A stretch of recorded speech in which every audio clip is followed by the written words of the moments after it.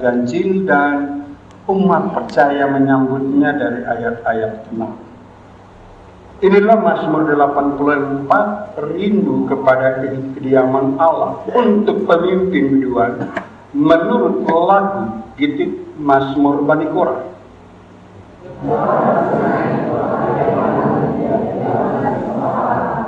Jiwaku hancur karena merindukan pelataran-pelataran Tuhan.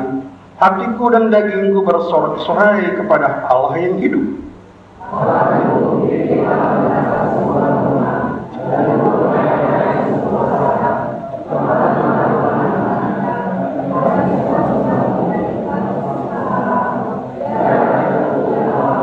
Berbahagialah orang-orang yang diam di rumahmu, yang terus-menerus memuji-muji Engkau.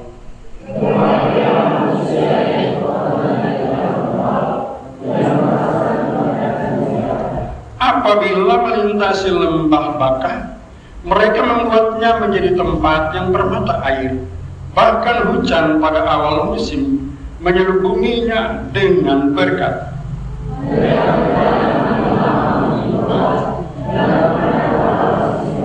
Ya Tuhan Allah semesta alam, dengarkanlah doaku, pasanglah telinga, ya Allah ya.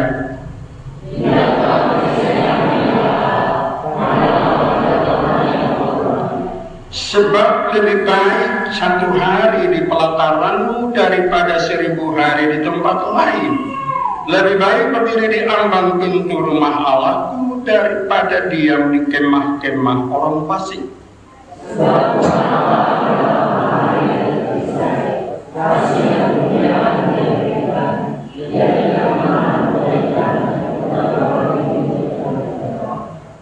Ya Tuhan semesta alam, berbahagialah manusia yang percaya kepadamu. Sampai disinilah pembacaan firman Tuhan. Pujian kepadamu ya Kristus Yesus kekal selama-lamanya. Haleluya.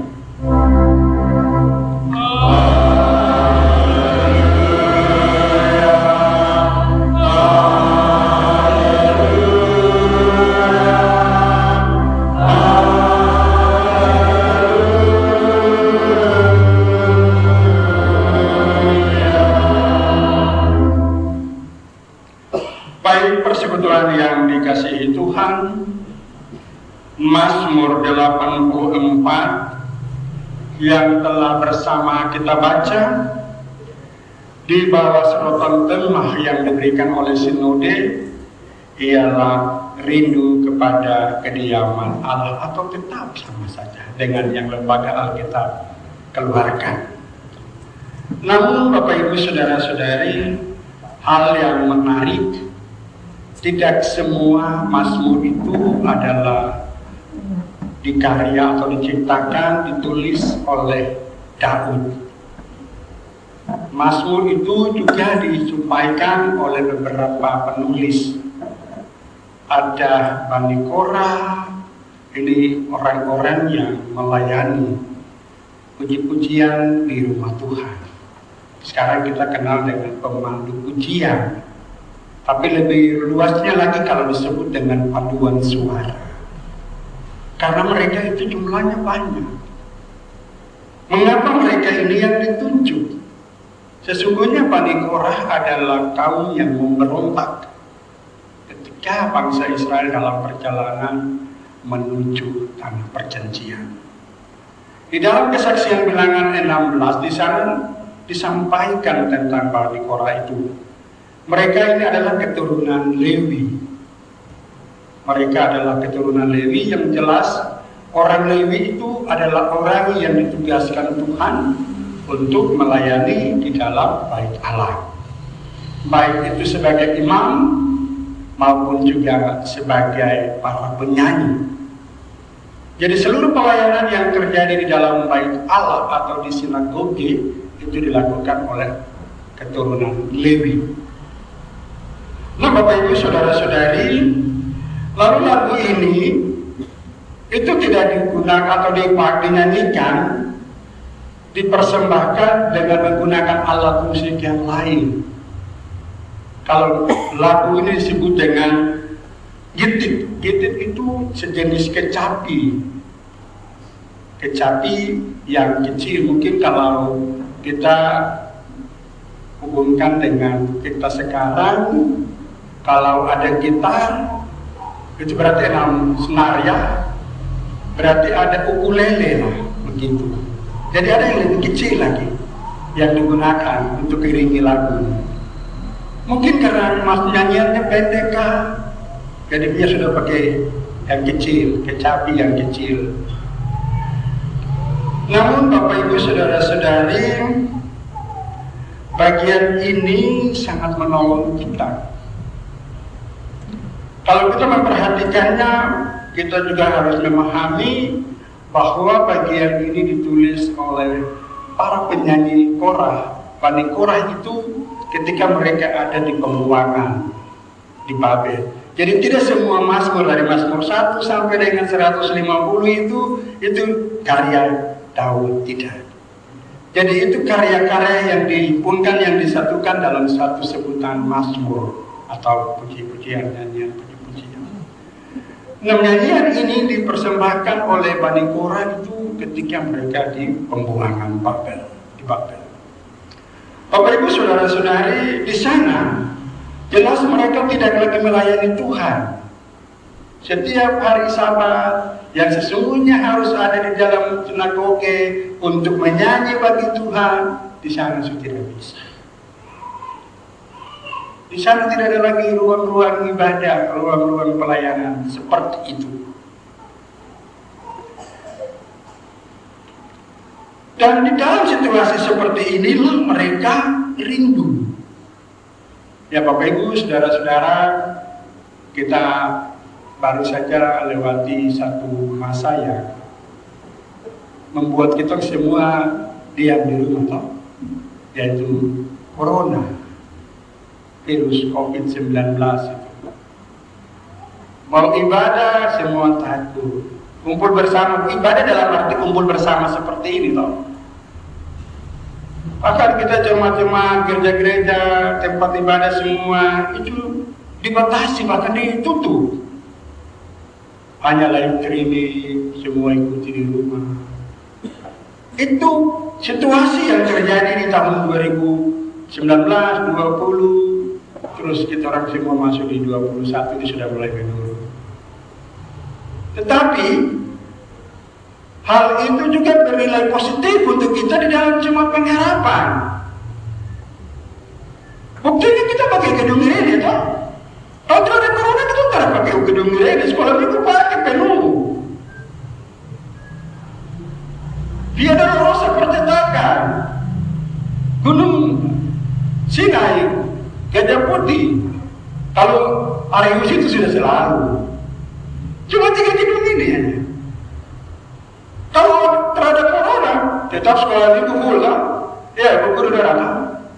Tak sekolah minggu dong pakai, dia mau diskusi kah, dia mau sharing kah, dia mau bermain kah, pakai. Tapi adanya corona, dan kami para pelayan untuk supaya tidak jemaat turun ke bawah. Kalau sampai ibadah bersama di gereja itu kan aparat sudah datang. Papa, saya bilang, iya cuma di dalam duduk itu sedikit. Majelis yang tugas dengan nemu keluarga. Ya kita harus bicara begitu supaya jangan datang masuk ke dalam ruang ibadah. Toh? Jadi kita harus bilang berhikmah supaya ibadah. Di waktu itu saja kita sudah rindu ada Tuhan. Saya hari Minggu mau pergi ibadah, tapi ini corona bikin kita semua di rumah. Coba perasaan itu kita bayangkan. Ini lagi Bani Korah yang setiap hari Sabat itu memuji Tuhan, melayani Tuhan, menyanyi. Aduh, terus tidak bisa bikin apa-apa. Aduh, mau pergi menyanyi sembahyang saja kita sudah dibatasi. Maka mereka menyampaikan isi hati itu. Tuhan, kapan kita kembali beribadah? Tuhan, kapan kita kembali itu bisa ada di dalam bait Allah, dalam sinagoge? Dikarenakan bait Allah di Yerusalem yang dibangun oleh Raja Salomo sudah hancur. Itu tidak mungkin lagi digunakan. Sudah tidak bisa. Tapi Bapak Ibu Saudara-saudari, hal yang mereka sampaikan terbaca di ayat pertama, ayat kedua sampai 5. Betapa disenangi tempat kediaman-Mu ya Tuhan semesta alam, jiwaku hancur karena merindukan pelataran-pelataran Tuhan. Hatiku dan dagingku bersorak-sorai kepada Allah yang hidup. Bahkan burung pipit telah mendapat sebuah rumah dan burung layang-layang sebuah sarang tempat menaruh anak-anaknya. Pada mesbah-mesbah-Mu ya Tuhan semesta alam, ya Rajaku dan Allahku. Di ayat 5 dikatakan, berbahagialah orang yang diam di rumah Tuhan, yang terus memuji-muji Engkau. Inilah mereka. Perasaan itu.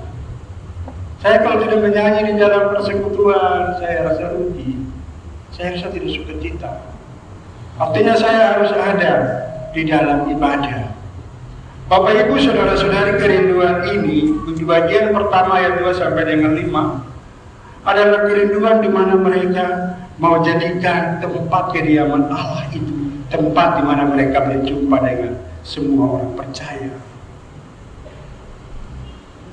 Artinya mereka menyadari bahwa di tengah situasi di kerajaan Babel ini mereka tidak lagi punya uang untuk bisa bersama-sama bersekutu dengan Tuhan. Tetapi persoalan kita hari ini, kita sudah punya tempat ibadah, punya jadwal-jadwal ibadah, tapi ada yang menjauhkan diri dari ibadah. Persoalan kita hari ini, jangan jauhkan diri dari pertemuan-pertemuan ibadah. Seperti dibiasakan oleh beberapa orang. Itu ada di dalam kitab Ibrani pasal 10 ayat 20. Jangan. Jadi Bapak Ibu Saudara-saudara, ini ada di situasi pembuangan, ada di Babel, tapi kerinduan untuk ada dalam persekutuan dengan Tuhan itu tinggi sekali, besar sekali. Apalagi kita yang sekarang tidak ada tekanan apa-apa, kita bebas beribadah, tapi toh masih ada yang tidak mau beribadah. Carilah Tuhan selama ia berkenan ditemui. Ya saya bilang begitu. Cari Tuhan supaya kita hidup. Amos bilang begitu. Kalau tidak cari Tuhan, saudara, apapun yang saudara miliki sebagai bagian yang saudara dapatkan dari pekerjaan tidak menjamin saudara. Kita di Raya Kumene terbukti ketika ada seorang pejabat utama Kodam 17 Cendrawasih meninggal. Saya ingat, saya harus telepon kakak Rantu karena tidak terdaftar dalam jemaah. Tapi karena dia adalah seorang anggota TNI Angkatan Darat, suka tidak suka Kumene harus melayani, mendampingi saya dalam pelayanan itu. Dia karena selalu ibadah di Jemaat Pengharapan, tapi tidak terdaftar sebagai warga jemaah. Ini kesaksian Bapak Ibu Saudara. Ini kenyataan. Apa artinya kita punya kedudukan, jabatan, pangkat yang besar tapi tidak bersama dalam persekutuan? Itu sia-sia. Ketika hari Tuhan menjemput datang, siapa yang melayani? Tuhan tidak akan melayani. Yang melayani itu persekutuan. Makanya jangan jauhkan diri. Ini saja Panikora ini ada di Babel. Ingat, kalau saya tidak ke gereja, saya tidak beribadah, saya tidak bertemu dengan saudara-saudara saya, bagaimana nanti akhirnya? Persekutuan ini saudara yang penting. Jadi jangan jauhkan diri dari pertemuan-pertemuan ibadah kita. Lalu Bapak Ibu Saudara-saudari, di ayat 6, 7, 8 situ, berbahagialah manusia yang kekuatannya di dalam Engkau yang berhasrat mengadakan siaran. Apabila melintasi lembah Baka, mereka membuatnya menjadi tempat yang bermata air. Bahkan hujan pada awal musim menyelubungi dengan berkat. Mereka berjalan makin lama makin kuat hendak menghadap Allah di sini. Ini membayangkan perjalanan mereka dari Babel. Orang yang berkerinduan untuk bisa datang ke dalam persekutuan. Hanya bisa ada di dalam persekutuan itu ketika kembali ke sini. Pasti perjalanan dari Babel menuju Kanaan atau menuju tanah Yehuda dan Israel pasti penuh dengan tantangan, pasti penuh dengan masalah yang digambarkan dengan lembah-lembah yang penuh dengan air mata itu pasti. Tapi ketika orang yang berniat untuk mencari Tuhan, untuk datang dalam persekutuan dengan Tuhan, dia akan merasakan sukacita walaupun melewati bagian-bagian itu.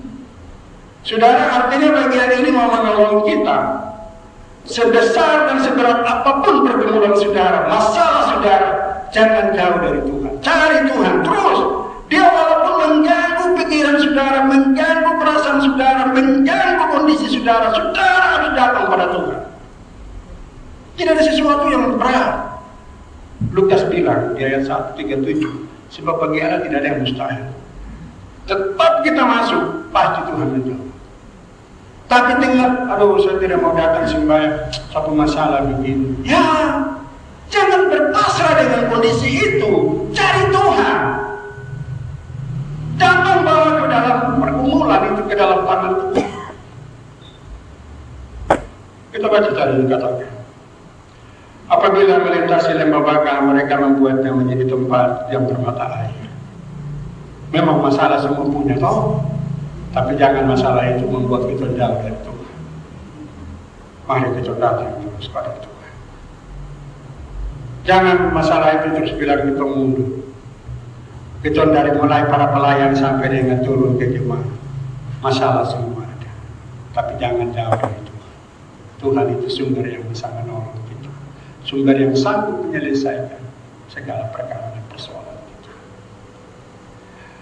Hal berikut Bapak Ibu Saudara-saudari, Mazmur katakan, ya Tuhan Allah semesta alam, dengarkanlah doa, pasanglah telinga ya Allah Yakub, lihatlah perisai kami ya Allah, pandanglah wajah orang yang kau urapi. Sebab lebih baik satu hari di pelataranmu daripada 1000 hari di tempat lain. Lebih baik berdiam di ambang pintu rumah Allahku daripada diam di kemah-kemah orang fasik.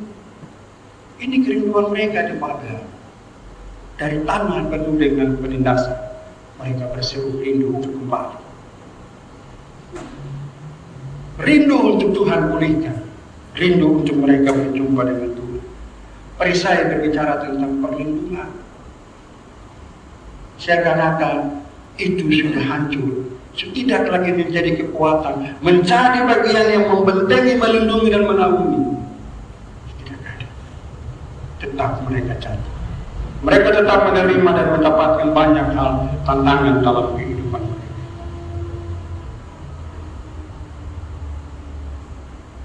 Maka saudara-saudari, setiap orang pasti kita selalu berdoa dan memohon Tuhan jadilah perisai bagi kami. Perisai supaya dia lindungi. Lindungi kita dari hal-hal yang kelihatan maupun hal-hal yang tidak kelihatan. Hal-hal yang di alam nyata maupun hal-hal yang di alam roh. Harus kita minta perlindungan. Sebab Bapak Ibu Saudara-saudari, perkara-perkara di alam nyata kita bisa mampu menghadapi, kita lihat, kita dengar. Tapi perkara di alam roh kita tidak tahu. Dia akan kita rasakan, dia akan hadir dan mengubah dan merubah segala gaya hidup kita. Dia akan mengganggu kita bukan soal hal nyata, tetapi dia ada di alam roh. Dia ada di hal rohani kita.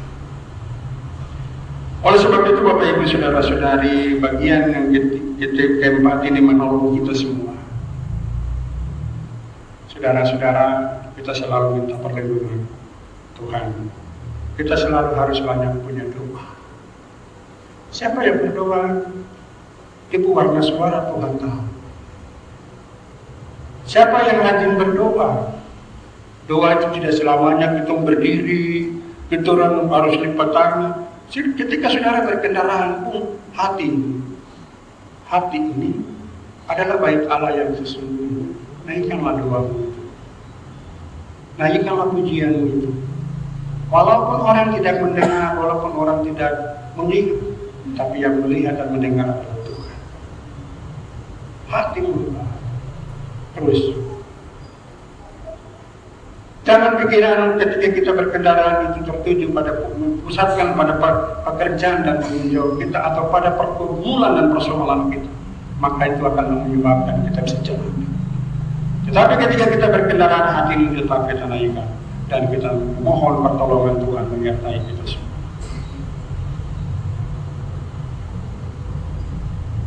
Tentunya Bapak Ibu Saudara-saudari, bagian yang terakhir kita akan pada bagian di ayatnya yang ke-10, 11 sampai dengan 13. Saya mengulangi di ayat 11 sampai dengan 13. Sebab lebih baik satu hari di pelataran rumah Tuhan daripada 1000 hari di tempat lain. Lebih baik berdiri di ambang pintu rumah Allahku daripada diam di kemah-kemah orang fasik. Sebab Tuhan adalah matahari dan perisai, kasih dan kemuliaan Ia berikan. Ia tidak menahan kebaikan dari orang-orang yang hidup tidak bercela. Ya Tuhan semesta alam, berbahagialah manusia yang percaya kepada. Berbahagialah manusia yang percaya kepada. Bapak Ibu Saudara-saudari, di dalam Injil Lukas pasal 11 ayat 27 dan 28 terjadi percakapan seorang perempuan dengan Yesus. Ketika dia melihat Yesus dengan hikmat, mengajar, memberitahukan hal-hal tentang kerajaan Allah, lalu di dalamnya disertai juga dengan tanda heran yang satu, tanda heran yang lain. Jelas pikiran perempuan ini adalah berbicara tentang keluarga, berbicara tentang kehidupan secara nyata. Dia bilang begini, berbahagialah susu yang menyusui engkau, apa berbahagialah kandungan yang mengandung engkau dan susu yang menyusui engkau. Dia berbahagia, dia bilang, mamamu itu paling berbahagia kalau anak itu seperti ini. Anak itu membuat sesuatu yang membanggakan keluarga, begitu. Anak yang mengharumkan keluarga, nama keluarga. Anak yang menjadi berkat di dalam keluarga, itu sangat berbahagia. Susu yang menyusui engkau. Ya inilah, kita bicara dalam konteks kita manusia. Manusia kita bicara melihat hal yang nyata. Siapa yang tidak bangga kalau anak-anak berhasil, walaupun dalam pekerjaan yang kecil, dalam taraf jabatan atau pangkat yang rendah. Tapi kalau dia sudah bekerja, kita pasti bahagia. Kita rasa tenang. Kita tidak bermimpi berangan-angan yang tinggi, yang besar. Cukup dari kecil, tidak apa-apa. Itu adalah pemberian Tuhan. Belajar untuk bersyukur. Itu pasti Tuhan akan bawa. Kita punya pengalaman dari yang terendah, Tuhan bawa bisa menjadi yang di atas. Itu gara-gara Tuhan. Belajar mengucap syukur itu. Belajar menerima itu. Jangan orang tua datang lihat begini, ya ampun, kok punya jabatan segini, ya ampun, kok pangkat ini, aduh, kok kira mama kira kok begini begitu. Jangan. Belajar katakan terima kasih Tuhan, apa yang kau berikan sudah luar biasa bagi keluarga saya, bagi anak saya. Jangan kita bilang kita mau tinggi. Ya itu juga dalam kehendak Tuhan, rancangan Tuhan. Jangan kita. Ini Bapak Ibu Saudara-saudara. Inilah pikiran manusia yang disampaikan oleh perempuan itu. Berbahagialah susu yang menyusui engkau dan kandungan yang mengandung engkau. Yesus bilang di ayat 28 dari Lukas 11, berbahagialah mereka yang mendengarkan firman Allah dan yang memeliharanya. Berbahagia sekali saudara. Satu hari di pendataran rumah Tuhan itu paling berbahagia sekali. 1 jam, 2 jam, itu datang ibadah, itu paling berbahagia. Daripada jam-jam itu ada di tempat lain. Di dalam kesibukan dan di dalam kegiatan yang tidak memuliakan Tuhan, itu menjadi bagian yang seakan-akan kita sedang menabur untuk di atas kepala kita sendiri. Ini yang dikatakan di dalam 1 Korintus 3 ayat 16-17. Tidak tahukah kamu bahwa tubuhmu adalah bait Allah? Di ayat 17, barang siapa membinasakan bait Allah itu, maka Allah akan membinasakan dia. Itulah kita, saudara dan saya. Tuhan berikan segala sesuatu sempurna. Tapi karena keinginan, niat, dan hasrat kita yang bertolak belakang dengan kebenaran firman Allah, maka kita sendiri akan menerima dan menanggung akibatnya. Berbahagialah orang yang mendengarkan firman Allah dan memeliharanya. Ya jelas ibu ini, saudari bicara lain, jawaban yang datang, saya dengar lain. Orang anak ini dia bicara apa? Maksudnya apa?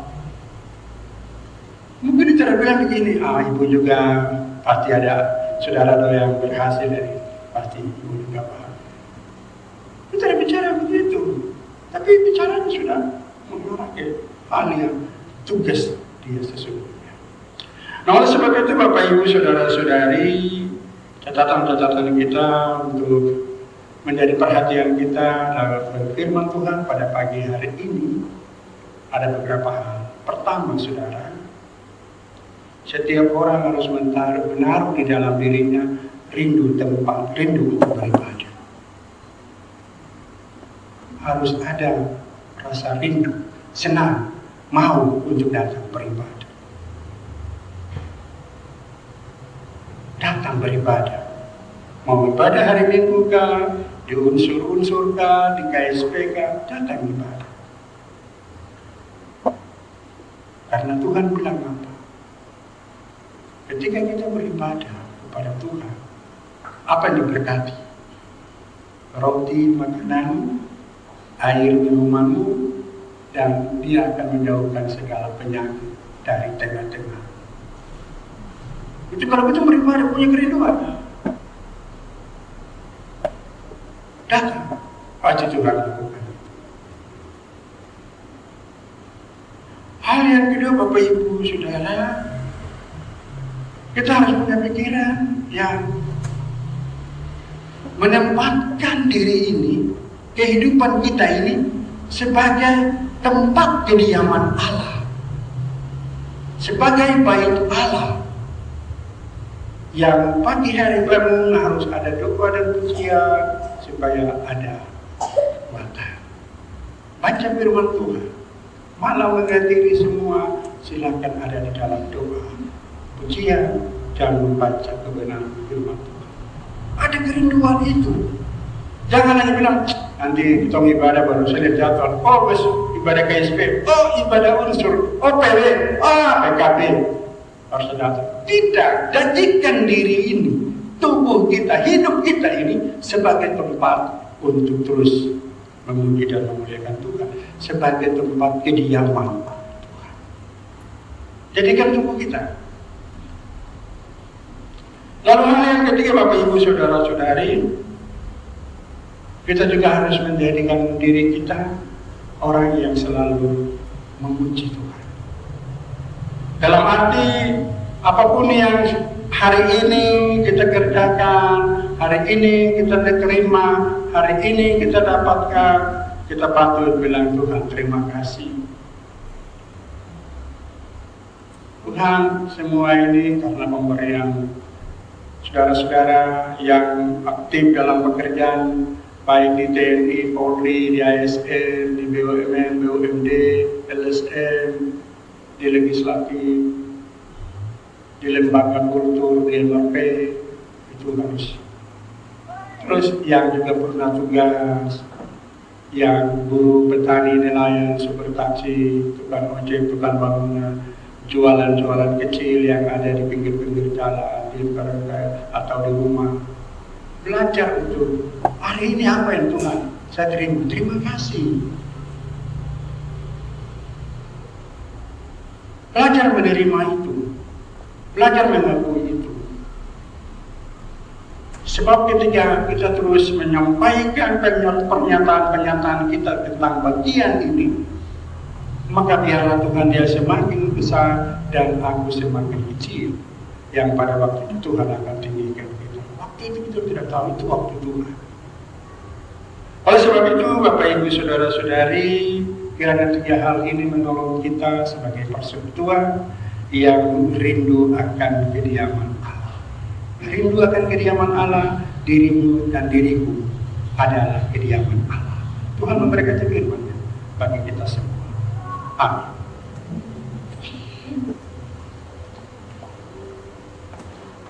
Mari PB Rayon Ibu Mene menyanyi lagu yang tersulat.